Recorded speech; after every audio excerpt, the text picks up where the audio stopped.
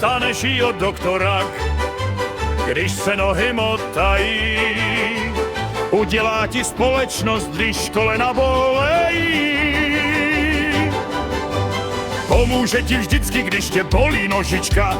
Jenom jedna cvaká hlavy, to je Liborosova berlička.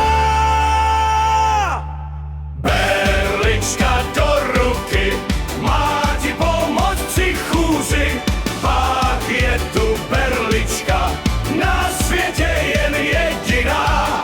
Místo chůze rozbíjí, v hlavě je to berle Libora.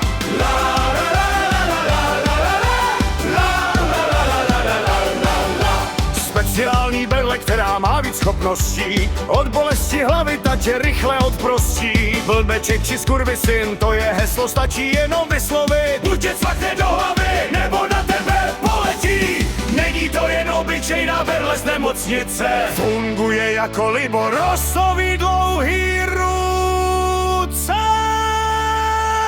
Berlička do ruky, má ti pomoct při chůzi.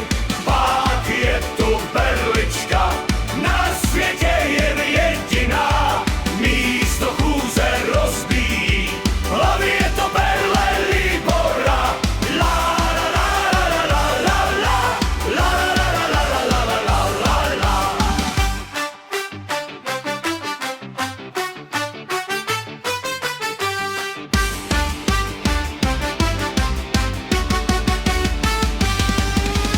Kolikrát tu způsobila bolesti z vytrápení. Je to berle nezbednice, půjď si a uvidíš. Libor za to nemůže, berle je ten agresor. Jak ji chytneš, tak chceš někoho cvaknout přes hlavu.